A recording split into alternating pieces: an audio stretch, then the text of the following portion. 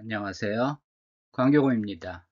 주가는 어떻게 형성될까요? 일단 주가는 기대에 의해 형성됩니다. 기대라는 거는 expectation, 미래 현금 흐름을 얘기하는 거죠. 막연한 기대가 아니라 미래에 이 회사가 얼마나 돈을 벌 수 있을까? 거기에 따라 형성되는 겁니다. 당장 실적이 없어도 매출이 없고 순이익이 적자라도 기대만 있다면 주가는 오를 수 있습니다. 그래서 이제 바이오주들 같은 경우 계속 연구 개발만 하죠. 신약 연구 개발만 하죠. 그래서 계속 적자가 나지만 주가가 오를 수 있습니다. 로봇주들도 대부분이 아직까지는 적자입니다. 그런데도 불구하고 이제 주가가 오릅니다. 이거를 이제 현실화할 수 있는 툴이 이제 DCF죠. DCF는 제가 지난번에 한번 소개해 드렸는데, 미래 현금 흐름을 예측해서 이제 그거를 현재 가치로 계산해서 이제 주가를 계산하는 겁니다. 그래서 꿈이 있는 주식이 좋은 겁니다. 뭐 당장 돈이 안 되더라도 AI나 바이오 같이 꿈이 있는 주식들이 이제 좋은 주식입니다. 하지만 꿈은 현실이 아닙니다. 그 꿈은 언제든지 깨질 수 있습니다. 그래서 이제 이런 주식들이, 그러니까 AI나 바이오주들이 변동성이 큰 겁니다. 이거는 이제 크리스퍼 테라피틱스라는 회사의 이제 미국의 바이오주죠. 이제 그 주가 그래프인데, 하여튼 그 코로나 때 그 유동성이 잔뜩 풀리면서 이런 주식들이 많이 올랐었습니다. 그래서 뭐 이렇게 이때도 적자였고요. 지금도 적자인데 이렇게 주가가 올랐다가 이제 내려온 겁니다. 그래서 이제 이때 당시에는 뭐 꿈이 곧 현실화 될 줄 알고 이렇게 올랐었는데, 그리고 뭐 이때쯤 이제 FDA의 승인을 받습니다. 하지만 얘네가 개발한 게 이제 유전자 편집 기술인데, 하여튼 이게 굉장히 비쌉니다. 그래서 아직까지는 뭐 매출도 미미하고 적자인 상태입니다. 이거는 이제 인텔리아 테라피틱스인데 거의 비슷한 업체입니다. 뭐 차트도 거의 비슷하죠. 근데 이제 이 회사는 아직까지 FDA의 승인을 받지 못하고 있습니다. 그래서 최근에 이제 그 기대는 여전히 있지만 그게 이제 기대가 현실화가 안 되면서 주가는 지금 계속 빠지고 있습니다.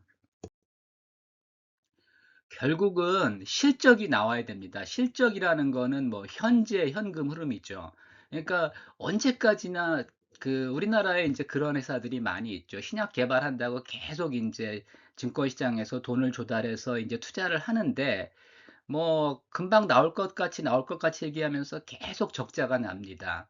결국은 이제 실적이 뒷받침되지 않으면 이제 주가는 빠집니다. 뭐 우리나라에 뭐 이런 회사들 많이 있습니다. 특히 코스닥에 많이 있습니다. 그래서 여러분들이 그 얼마나 계속 적자가 나는데 얼마나 주주들이 기다려 줄 수 있을까요?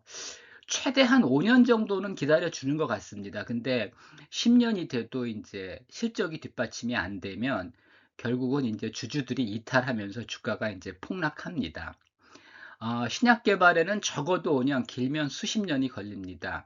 그러다 보니까 이제 실적이 안 나오면 파산을 하거나 인수합병의 대상이 됩니다. 뭐 미국에 이런 바이오주들 많고요. 우리나라 코스닥에도 이런 바이오주들 많습니다. 또 오픈 AI도 아직까지는 뭐 그 AI의 선두주자지만은 아직까지는 이익이 안 나는 회사죠. 그래서 계속 투자는 하고 있는데, 이것도 앞으로 이익이 안 난다면은 결국은 뭐 그 주가가 이제 빠질 수밖에 없습니다. 이거는 아직은 이제 비상장 회사니까 주가는 없지만, 하여튼 현재는 기대만으로 이제 자본시장에서 자금을 조달하고 있는데, 이게 이제 현실화되지 않는다면은 자본 조달이 어려워지는 거고, 그러면 뭐 궁극적으로 파산할 수도 있습니다. 이거는 이제 테슬라 차트입니다. 테슬라도 뭐 계속 이익이 안 나던 회사죠. 근데 이제 2020년부터 이제 이익이 나기 시작해가지고, 이익이 난 이후로는 주가가 이제 폭등했죠. 여전히 이제 변동성은 크지만, 이거는 뭐 자율주행 이런 것들이 사실 여러 가지 이제 난관이 있다 보니까 아직까지는 변동성이 크지만, 결국은 이익이 나면서 이제 주가가 많이 오른 겁니다. 처음에는 사실은 뭐 탄소 배출권 이런 걸로 이제 이익을 냈는데, 지금은 뭐 매출 자체로 이익이 나지만 또 아직까지는 변동성이 큽니다. 그래서 뭐 주가는 많이 오르고 있지만 변동성은 여전히 큰 상황입니다. 기대가 있고 실적도 나오는데도 잘 안 오르는 주식이 있습니다. 그런데 어느 날 갑자기 주가가 오르기 시작합니다. 그거는 이제 스토리텔링이 시작된 겁니다. 스토리텔링이라는 건 새로운 의미를 이제 부여하는 거죠. 애널리스트일 수도 있고, 뭐 펀드일 수도 있고, 세력일 수도 있는데, 스토리텔링이 시작되면 이제 주가가 이제 다시 오를 수가 있습니다. 그 사실 브로드컴이나 오라클이 처음에는 AI주라고 생각하지 않았습니다. 그래서 저도 엔비디아가 이제 많이 오르자, 나도 이제 새로운, 엔비디아 너무 비싼 것 같고 좀 새로운 거를 찾아봤는데, 그때 제 눈에 들어온 게 이제 브로드컴입니다. 근데 브로드컴이 뭐 이익도 오래된 회사거든요. 오래된 반도체 회사인데, 뭐 매출도 별로 안 늘고 이제 이익도 많이 안 늘더라고요. 그러더니 이제 갑자기 주가가 오르면서 또 실적도 좀 최근에 좋아지고 있습니다. 그러면서 주가가 이제 많이 올랐고, 오라클은 원래 이제 기업용 소프트웨어 회사인데, 요거 사실은 그 AI랑은 조금 차이가 있습니다. 겉보기엔 비슷해 보일지 모르지만은 AI랑은 좀 차이가 있습니다. 그래서 한동안 조용하다가 갑자기 이제 주가가 이제 폭등했었습니다. 근데 요즘 다시 이제 폭락하고 있습니다. 그래서 원래 좋은 회사고 지금도 좋은 회사인데 과연 이게 AI주인지는 좀 의문입니다. 어쨌든 뭐 굉장히 좋은 회사입니다. 근데 이제 갑자기 이제 스토리텔링이 시작하면서 주가가 이렇게 올랐고요. 최근엔 뭐 다시 이제 이게 진짠가 이런 의심이 들면서 또 하락하고 있습니다. 기대가 있고 실적도 있고 거기에 이제 스토리텔링도 있는데 거기에 이제 배당까지 준다면 금상첨화죠. 적절히 배당도 준다면 그 주식은 이제 완벽한 주식이 됩니다. 이제 배당만 주는 주식과 배당도 주는 주식은 다릅니다. 보통 이제 배당만 주는 주식은 그 산업 사이클이 이제 성숙기에 와가지고 별로 투자할 게 없죠. 그래서 이제 그 수익을 다 배당으로 주죠. 뭐 KTNG, AT&T, 뭐 리츠도 이제 그런 상품입니다. 그래서 배당만 주는 주식은 주가가 많이 올라가지 못합니다. 배당도 주면서 성장하는 회사들, 이런 회사들이 이제 가장 좋은 겁니다.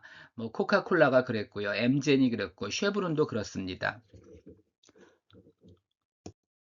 이게 이제 코카콜라의 차트인데, 이제 화살표는 워렌 버펫이 이제 요때 이제 코카콜라를 매수합니다. 그래서 이제 잘 올라가다가 그 닷컴 버블 때는 그 기술주들만 오르고 이제 이런 주식들이 별로 오르질 못했습니다. 그래서 한동안 헤매다가 뭐 여전히 실적도 좋고 배당도 주다 보니까 주가가 이제 꾸준히 오르고 있습니다.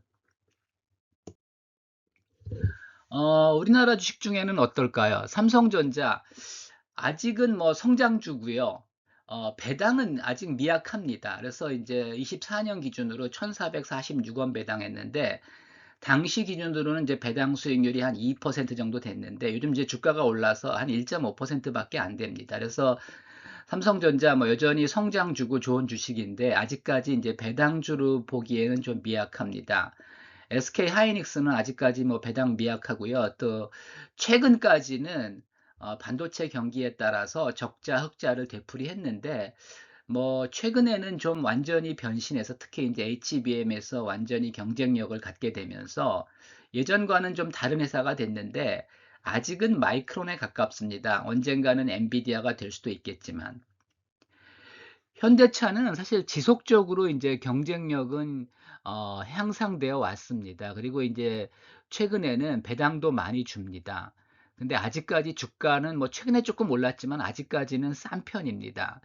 그래서 이제 이 자동차 주식이 원래 인기가 없는데 현대차는 사실 내연기관도 잘하고 하이브리드 잘하고 전기차 투자도 뭐 시기적절하게 잘하고 있습니다. 그래서 여기서 이제 스토리텔링이 시작된다면 굉장히 높은 밸류에이션을 받을 수가 있는데 뭐 올해도 사실은 트럼프 관세 때문에 어려웠죠. 근데 머지않아 스토리텔링이 시작되면서 뭐 세계적인 자동차 업체로 부상할 가능성이 있다고 봅니다.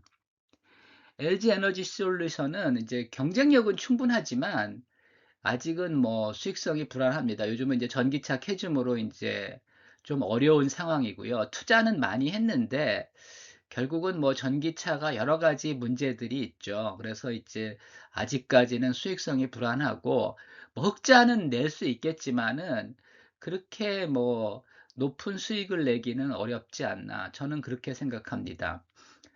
두산 에너빌리티도 뭐 지금 다시 탈원전에서 다시 원전 시대로 가고 있죠. 그래서 이제 기대는 굉장히 큰데 이게 이제 원전 건설이라는 게 워낙 정치적인 입김이 세고요. 또 이제 오래 걸리기 때문에 아직 갈 길은 멉니다. 두산 에너빌리티는 그 최근까지는 자회사 밥캐 때문에 이제 이익이 좀 났고요. 본업에서는 뭐 탈원전으로 인해서 사실은 최근까지 그렇게 이익이 나지 않았습니다. 근데 뭐 앞으로는 뭐 좋아질 가능성은 높은데 하여튼 여러 가지 뭐 이해관계가 얽혀 있어 가지고 그렇게 이제 당장 수익을 많이 내기는 좀 어려운 그런 상황입니다. 참고하시기 바랍니다.